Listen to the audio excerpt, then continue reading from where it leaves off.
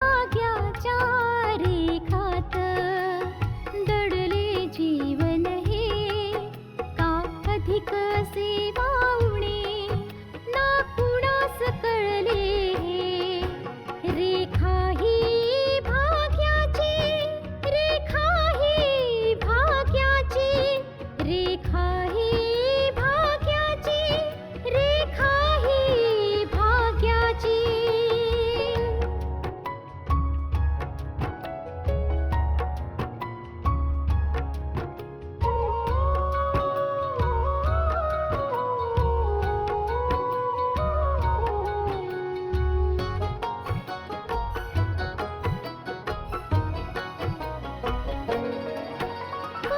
फुलाच चेहरासा दिसतोय परक्याचा, फुलाच चेहरासा दिसतोय परक्याचा. नसे सुटणार नाजूक गुंता दोष न चरख्याचा.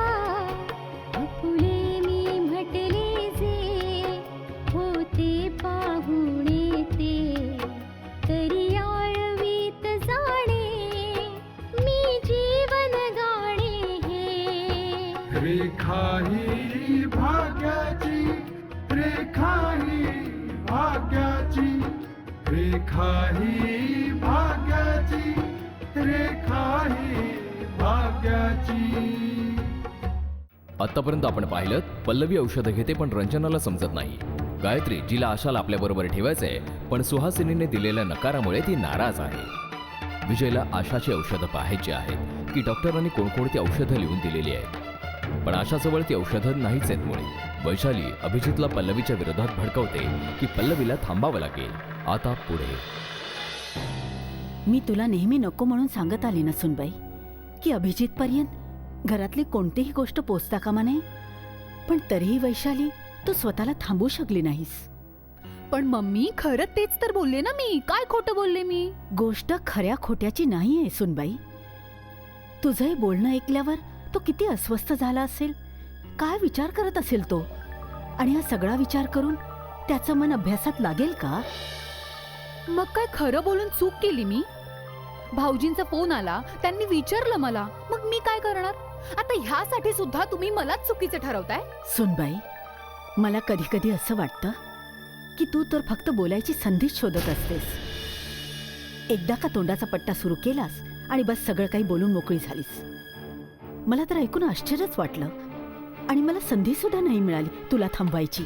मग मम्मी तुम्ही माझा फोन उचलून फेकून द्यायचा, फोन तोडून फेकून द्यायचा.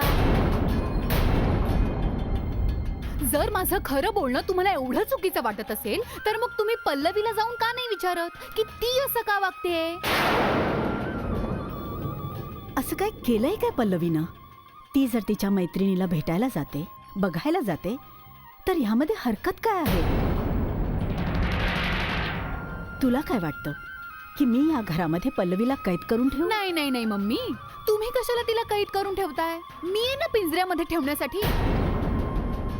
तुम्हाला तिला जेवढं म्हणून स्वातंत्र्य द्यायचं ना तेवढं द्या. सुनबाई, मी तुझ्या पायामध्ये साखळदंड नाही बांधलेले. तुला जर कुठे बाहेर जायचं असेल तर तू तर जातेसच की. पण मी माझ्या जबाबदाऱ्या नाही विसरत मम्मी.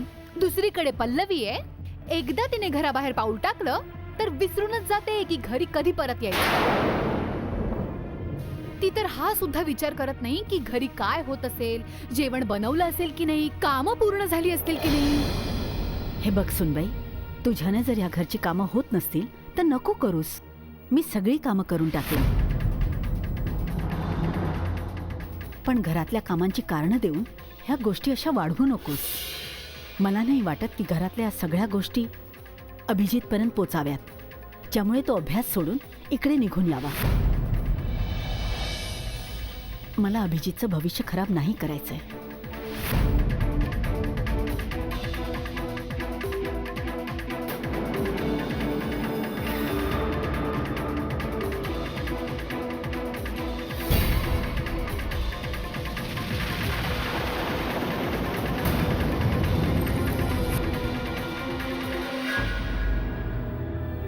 यू मिस्टर विजय.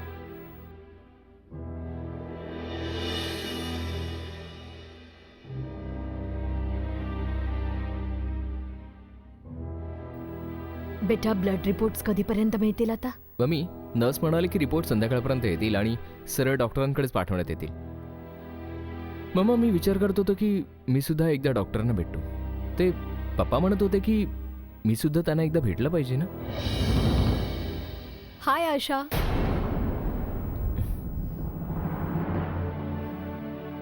तर मग टेस्टसाठी तू ब्लड दिलंस का?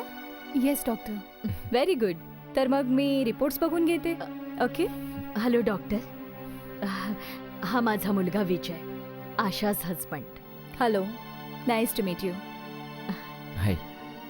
डॉक्टर, विजयला तुमच्याशी थोडं बोलायचं होतं. हां, बोला. ते खरं तर मला हे विचारायचं होतं की कोणतीही समस्या किंवा घाबरण्याचं कारण नाही आहे ना. अरे नाही नाही, there is nothing to worry at all. तुम्हाला घाबरायचं मुळीच कारण नाहीये. नाही डॉक्टर, तुम्ही अचानक ब्लड टेस्टबद्दल सांगितलं तर हो, आम्हाला सगळ्यांना वाटलं की ॲक्च्युली जर एकदा दुर्घटना झाली असेल तर सावधानीने वागणं केव्हाही चांगलंच असतं. शिवाय तुम्हाला तर माहीतच आहे ना की काही दिवसापूर्वीच यांचं मिसकॅरेज झालं होतं.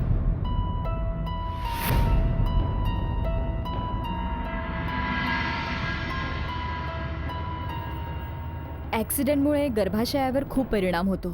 शिवाय मग इन्फेक्शनचे चान्सेस सुद्धा वाढतात. बस त्यामुळेच जस्ट रुटीन. तुम्ही बिलकुल खरंच बोलताय. हे बघा, आता मी तुम्हा सगळ्यांना खूप चांगल्या प्रकारे तर एक्सप्लेन नाही करू शकणार, पण टेस्ट करणं खूपच आवश्यक होतं. ॲक्च्युली आईवडिलांच्या ब्लड ग्रुपचा परिणाम सरळ सरळ मुलाच्या ब्लड ग्रुपवर होतो. आणि मला तर एवढंच बघायचं होतं की तुमच्या मुलाला तर काही प्रॉब्लेम नाहीये ना. That's it. But there is nothing to worry. Everything is fine. Okay, bye then. Take care. Thank you.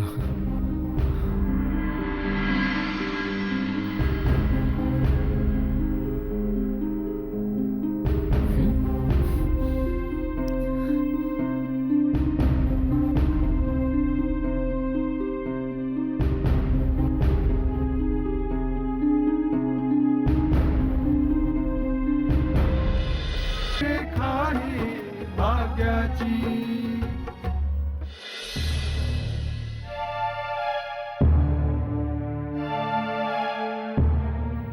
भाऊजींचा phone आला, त्यांनी विचारलं मला, मग मी काय करणार? आता ह्यासाठी सुद्धा तुम्ही मलाच चुकीचं ठरवताय. मला तर ऐकून आश्चर्यच वाटलं आणि मला संधी सुद्धा नाही मिळाली तुला थांबवायची. मग मम्मी, तुम्ही माझा फोन उचलून फेकून द्यायचा होता, फोन तोडून फेकून द्यायचा. जर माझं खरं बोलणं तुम्हाला एवढं चुकीचं वाटत असेल तर तुम्ही पल्लवीला जाऊन का नाही विचारत की ती असं का वागते? असं काय केलंय काय पल्लवीनं? ती जर तिच्या मैत्रिणीला भेटायला जाते, बघायला जाते, तर ह्यामध्ये हरकत काय आहे? तुला काय वाटतं की मी या घरामध्ये पल्लवीला कैद करून ठेवू? नाही नाही मम्मी, तुम्ही कशाला तिला कैद करून ठेवताय? मी आहे ना पिंजऱ्यामध्ये ठेवण्यासाठी. तुम्हाला तिला जेवढं स्वातंत्र्य द्यायचंय ना तेवढं द्या.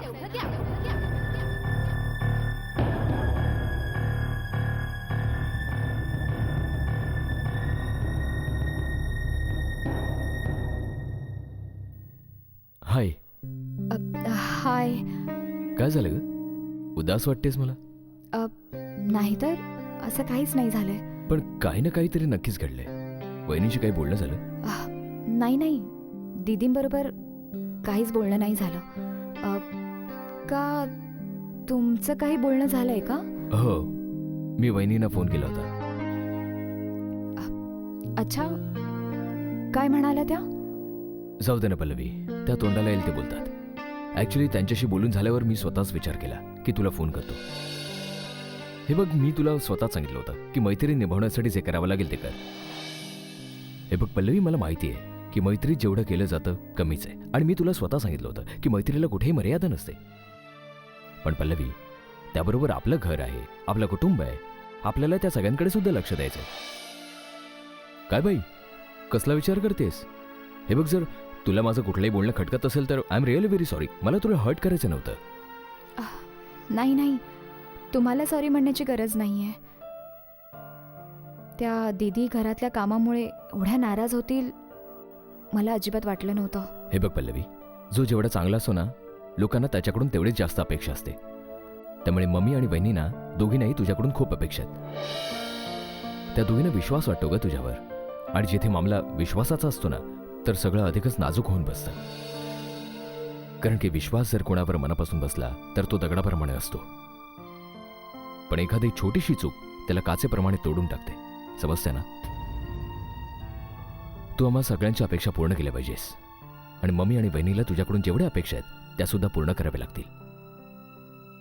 प्लीज. ठीक आहे. I am sorry Abhijit. मी पूर्ण प्रयत्न करेन की यापुढे दीदींना माझ्या बाबतीत कुठलीही तक्रार नसेल. मला तुझ्याकडून हीच अपेक्षा आहे पल्लवी, आणि मला माहिती आहे की तुला आशाबरोबर किती चांगलं वाटतं. हे बघ, नात्यांबरोबर जगणं आणि नात्यांना निभावणं कोणाला आवडत नाही सांग, पण काही नाती अशी असतात ज्यांना काळासोबत विसरून जावं लागतं. अच्छा, मला उशीर होतो, फोन ठेवतो होता. तुला फोन करत राहीन. बाय. बाय. पल्लवी,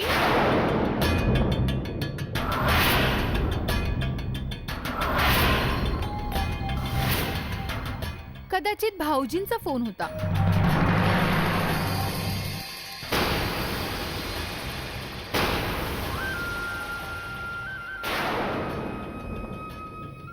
तुला भाऊजींनी सुद्धा ह्या घराबद्दल ज्या तुझ्या ज्या जबाबदाऱ्या आहेत त्याच समजवायचा प्रयत्न केला असावा. हो ना पल्लवी? मला माहिती आहे दीदी, मला घरातल्या जबाबदाऱ्या नका समजावू.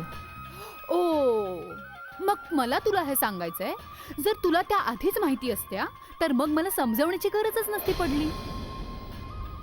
घर सांभाळणं सगळ्यांची जबाबदारी असते, पण मला इथे एकट्यानेच करावं लागतं. आणि तुला कदाचित हेच हवंय. ठीक आहे, तुझी मर्जी.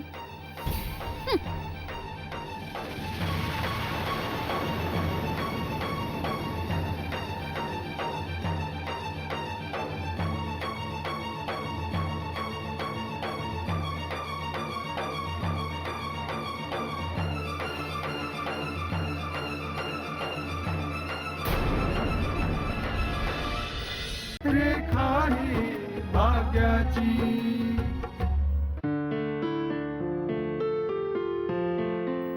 हे घे मम्मी, घे आशा. मम्मी, विजय कुठे आहे? बेटा, तो तर तिथूनच ऑफिसला गेला. मम्मी, तुम्ही बसा, मी खायला घेऊन येते. सकाळच्या घाई गडबडीमध्ये तुम्ही काही खाल्लं सुद्धा नाही. अगं नाही सुनबाई, एकदा सगळ्या गोष्टी मार्गी लागू देत, त्यानंतर आरामात खात बसेल. आशा, तू कशाला काळजी करतेस? मी नाश्ता केलेला आहे, मी घेऊन येते. दीदी, तुम्ही मम्मींकडे बसा, मी घेऊन येते. पाहिलं मम्मी, आशाला काम करायची किती हौस आहे. आता जाईल, नाश्ता गरम करेल, मग घेऊन येईल. असं का होतं ग मम्मी की आशाला काम करायची मनाई करावी, तेवढीच ती करत राहते. मम्मी, तूच सांगितलं होतंस ना की डॉक्टरांनी आशाला आराम करायला सांगितलंय. पण हिची पळापळ आणि कामं बघून वाटत नाही की ही प्रेग्नंट आहे.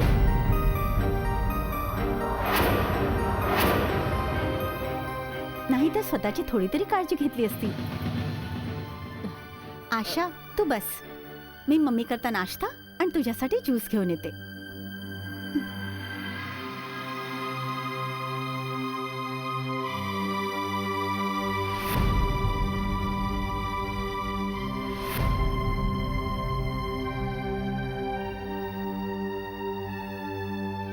कसला विचार करतेस सोनबाई? मम्मी, मी नानूंबद्दल विचार करत होते. नानूंनी ऑफिसबद्दल जे मला सांगितलंय, मला त्यांना सुद्धा उत्तर द्यायचंय ना. मला तर काहीच समजत नाहीये की त्यांना काय सांगू. ते तर हाच विचार करतायत की पल्लवी ऑफिस सांभाळेल आणि तिचा वेळ सुद्धा चांगला जाईल. ओफो, रोजच्या रोज काही ना काही अडचणी समोर येत असतात. तू काहीतरी कारण सांगून बाबांना थांबवत का नाहीस? मम्मी मी त्यांना टाळण्याचा प्रयत्न करतेच आहे, पण आपल्याला तर पल्लवीला इकडून दूर घेऊन जायचंय ना. म्हणूनच तर सांगते ना सुनबाई की बाबांना ऑफिस घेण्याआधीच लवकर कळव. तेव्हाच तर आपण पल्लवीला बरोबर घेऊन जाण्याबद्दल बोलू शकतो ना. सुनबाई तुलाच काहीतरी करायला हवं प्लीज. ठीक आहे मम्मी, मी नानूंशी बोलते एकदा. खरं सांगू, मला ही गोष्ट खूप विचित्र वाटते. खरं तर आराम पल्लवीने केला पाहिजे. माहित नाही तिकडे त्या घरामध्ये तिला आराम करण्याची उसंत मिळत असेल की नाही. काय करायचं होतं तिला आणि काय करते. मम्मी नाश्ता तयार आहे, आत ये. हो बेटा, आलो आलो. चल जाऊया.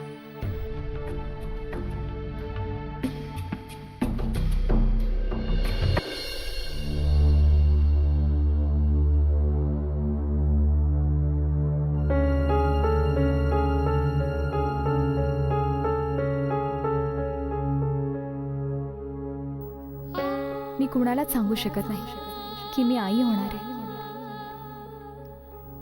आणि मला या घरातल्या सगळ्या जबाबदाऱ्या पार पाडाव्याच लागतील ना.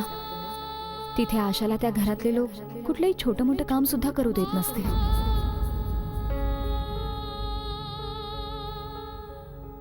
आणि इथे या अवस्थेमध्ये सगळं काही करणं माझा नाईलाज आहे.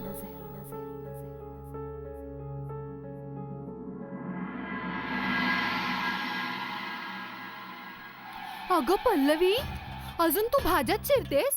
जेवण कधी तयार होईल? नाही नाही दीदी, सगळं जेवण तयार झालंय. मी तर फक्त सॅलड कापत होते. त्यानंतर टेबलवर ठेवते सगळं. अच्छा अच्छा ठीक आहे, आणि मी कापते सलाड. नाही नाही दीदी, मी करेन, तुम्ही राहू दे. अगं पल्लवी, ह्या घरामध्ये 3 जणी राहतात. आपल्या तिघींना एकत्रपणे काम केले पाहिजे, हो ना? अच्छा एक काम कर ना, मी कपडे टाकलेत मशीन मध्ये धुवायला. जर ते धुतले गेले असतील तर मशीन ऑफ करून ये, ठीक आहे? ठीक आहे दीदी. Very good. आणि हां, जर कपडे धुतले गेले असतील ना तर ते जरा गच्चीवर वाळत सुद्धा घालून टाक, ठीक आहे? ठीक आहे दीदी. थँक्यू.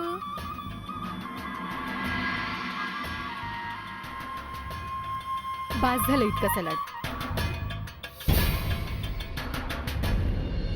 रेखा ही भाग्याची.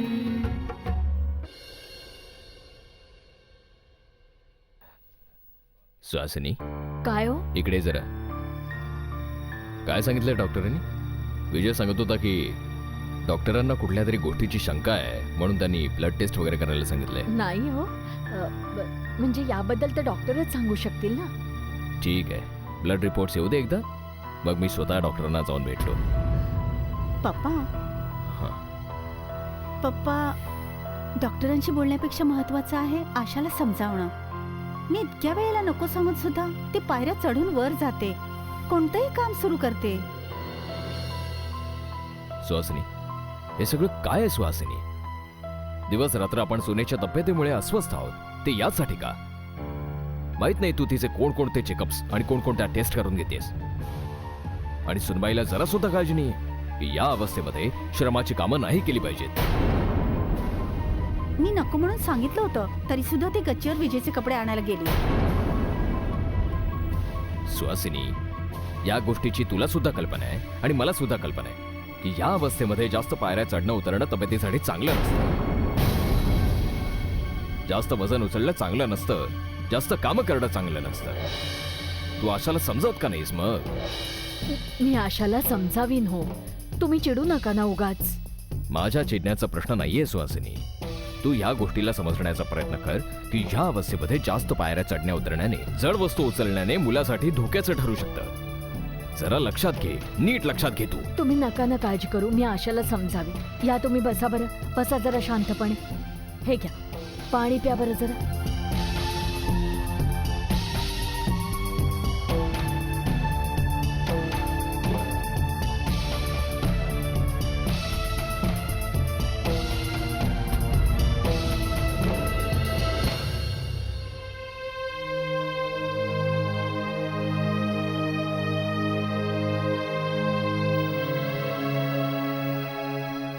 अगं सुनबाई, कुठे चाललीस? मम्मी ते गच्चीवर कपडे वाळत घालायला चालले. अगं सोड हे सगळं. बाळा, मी पाहिली तू दमलेली आहेस. घर सांभाळण्याचा अर्थ म्हणजे हा नाही की स्वतःची दमछाक करा. सोड बघू. पण मम्मी, हे काम सुद्धा तर गरजेचं आहे ना. मी सांगितलं ना, मी वाळत घालीन कपडे. तू जाऊन आराम कर पल्लवी. नाही नाही मम्मी, मी असताना तुम्ही- पल्लवी, मी सांगते आहे ना, जा तू आराम कर बघू. सोड आता, जा.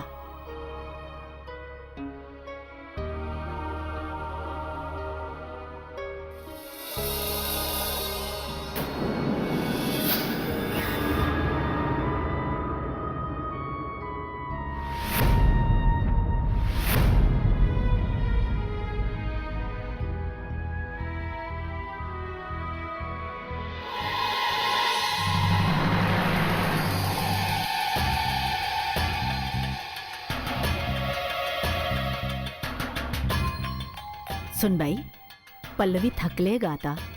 तिला आराम करू दे. मम्मी, एवढा कसला थकवा? ह्या घरामध्ये फक्त 3च माणसं राहतात. 3 माणसांचं काम ही करू शकत नाही का? अगं सुनबाई, बघ ना, पुरी बादली कपड्यांनी भरलेली आहे. मम्मी, हे तर मीच धुवून ठेवले होते. हे धुवून मी किचन मध्ये गेले जेवण करायला आणि पल्लवीला सांगितलं की हे गच्चीवर नेऊन वाळत घाल. काही हरकत नाही, मी कपडे वाळत घालीन. मम्मी, पल्लवीला घरातली कामं करू द्या. जर ती ह्या घरातली कामं करेल ना, तर ती भाऊजींना कमी मिस करेल. यासाठीच ती जर कामं करत असेल तर करू द्या. ठीक आहे?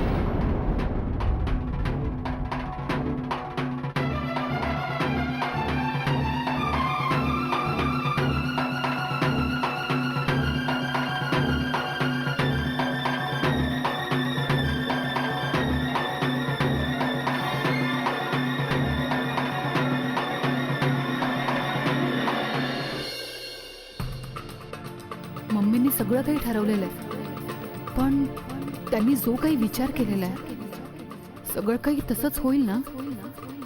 आणि जोपर्यंत आमचं प्लॅनिंग यशस्वी होत नाही तोपर्यंत ही पल्लवीची प्रेग्नन्सी लपून राहू शकते. मला आजच विजय समोर नाटक करायचंय, पण माहिती नाही हा विजय कुठे.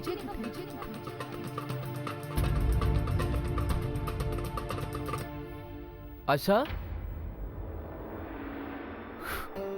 हे काय चाललंय यार? मम्मीने तुझ्या या घराबाहेर जाण्यावर पण प्रतिबंध केलाय.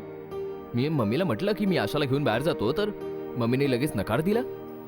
म्हणजे मला तर वाटतं की खूप लवकरच तो दिवस येईल जेव्हा मम्मी या बेडवरून तुझे पाय खाली ठेवण्यावर सुद्धा प्रतिबंध करेल.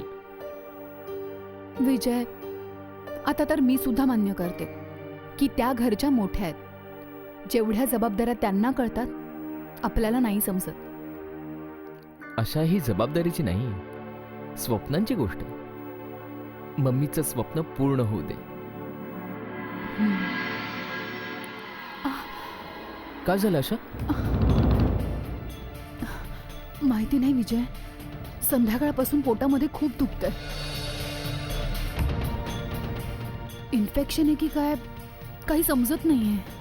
मग तू या बाबतीत मम्मीला सांगितलंस की नाही? नाही, मम्मींना नको सांगूस. त्यांना उगाच या गोष्टीचा त्रास होईल. आशा, तू ही गोष्ट लपवून आमचा त्रास कमी करत नाहीयेस, वाढवतेस तू. माणसाने आजार पण लपवल्यामुळे आजार बरे होत नसतात. मी आता मम्मीला बोलवतो. मम्मी, विजय, मम्मीना का बोलवतोयस? का बोलवतोस म्हणजे? अरे, जोपर्यंत मम्मी नाही येणार तू मम्मीशी बोलणार नाहीस त्याबद्दल. मम्मीशी बोललीच नाहीस तर तिला सांगणार नाहीस, आणि तिला सांगणार नाहीस तर तू बरी होणार नाहीस. मम्मी. विजय, तू सुद्धा ना. आशा, गप्प रहा. विजय, बेटा काय झालं? कशासाठी बोलवलं? मम्मी बघ ना, आशाच्या पोटात खूप वेळ झाला दुखते आणि तिने कोणाला सांगितलं पण नाहीये. हे परमेश्वरा, माझ्या पोटात दुखतंय. तुझ्या खूप जास्त दुखतंय का? तेव्हाच मला वाटलं होतं. डॉक्टर अपर्णाने ब्लड टेस्ट करायला सांगितली असेल. काय करायचं आता यावेळेला? मम्मी, आशाला आताच्या आता क्लिनिक मध्ये घेऊन जायचं का? आता यावेळेला क्लिनिक बंद झालं असेल ना विजय? हा, थांब तू, मी डॉक्टर अपर्णांना फोन करते. हा, हॅलो डॉक्टर अपर्णा. च्या खोट्याचं ओझं मी वाहते. आशा, त्याचं काय? काल दीदींनी मला औषधं घेताना सुद्धा पाहिलं. आपण ना पल्लवीला बरोबर घेऊन जाऊया. ते लोक पल्लवीला आशाबरोबर का पाठवतील? हो मम्मी, जर पल्लवी बरोबर असेल तर मला एकटेपणा जाणवणारच नाही कधी. पण ते लोक पल्लवीला माझ्या बरोबर का